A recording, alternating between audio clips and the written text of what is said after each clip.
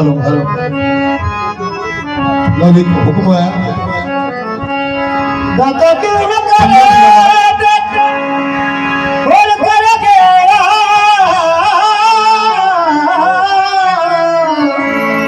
दुनिया से मैं जरूर काबू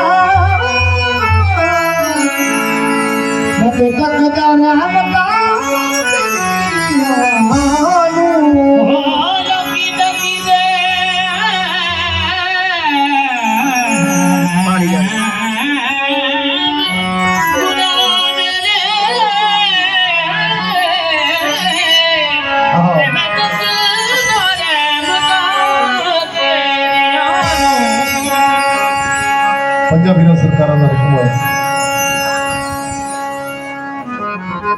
हुक्म होया कि उन्होंने शान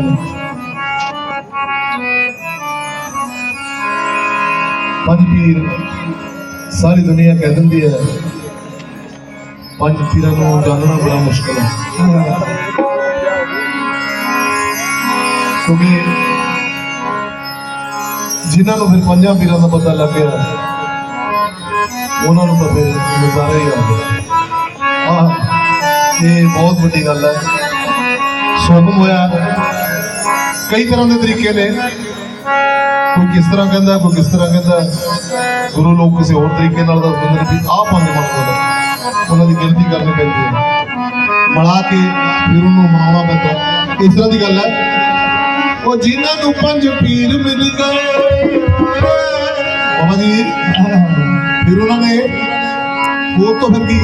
हाय हाय जिन्होंने पंज पीर मिल गए उनकी दुनिया मिल गए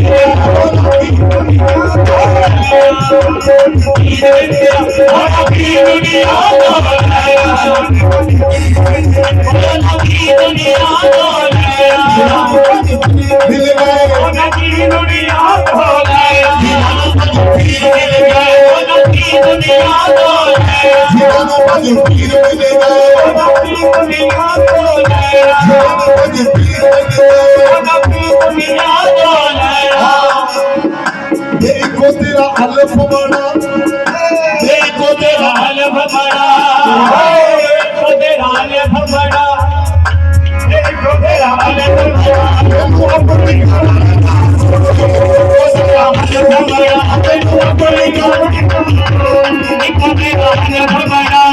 आजो जी ने पार लगाना है आजो जी ने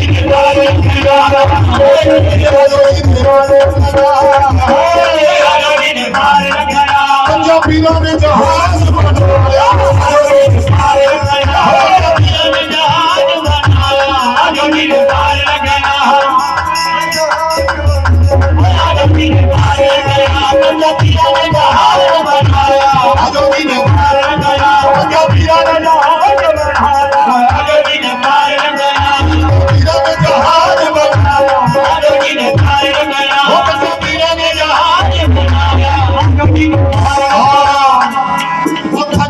यार वसदा अखा च मेरा यार वसदा अखा च मेरा यार वसदा अखा च मेरा यार वसदा सरदार जी जद फिर वो बस जान अखा दे विच फिर कुछ करन दी लोड़ नहीं पैंदी अखा च मेरा यार वसदा जी बिंदर बाबा जी अखा च गुग्गा पीर वसदा अखा च गुग्गा पीर वसदा असी सुर मकदे